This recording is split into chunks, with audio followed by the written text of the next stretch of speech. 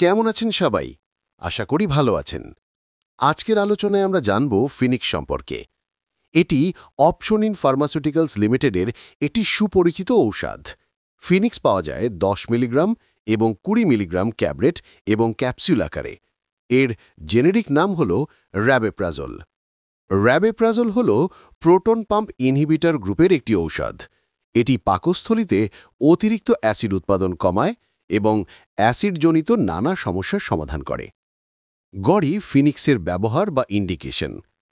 Phoenix সাধারণত নিচের রোগগুলোর চিকিৎসায় ব্যবহৃত হয়: গ্যাস্ট্রিক আলসার বা পাকস্থলীর ঘা, ডিওডেনাল আলসার, জিইআরডি বা গ্যাস্ট্রোইসোফেজিয়াল রিফ্লাক্স ডিজিজ বা অ্যাসিড রিফ্লাক্স, হাইপার অ্যাসিডিটি বা অতিরিক্ত অ্যাসিড সমস্যা, জলিঞ্জার এলিসন সিন্ড্রোম, পাকস্থলীতে জ্বালাপোড়া, ঢেকুর তোলা, বুক জ্বালাপোড়া নিয়ন্ত্রণে।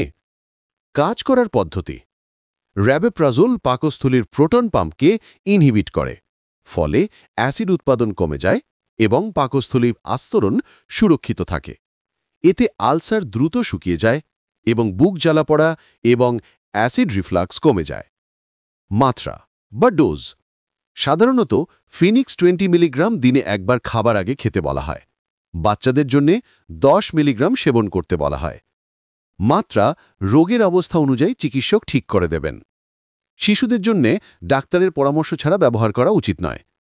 পার্শ্ব প্রতিক্রিয়া বা সাইড এফেক্টস: যদিও বেশিরভাগ রোগীর ক্ষেত্রে পার্শ্ব প্রতিক্রিয়া তেমন দেখা যায় না, তবে কিছু ক্ষেত্রে হতে পারে মাথা ব্যথা, বমি বমি ভাব বা ডায়রিয়া বা কোষ্ঠকাঠিন্য, পেট ব্যথা, গ্যাস বা ফোলাভাব।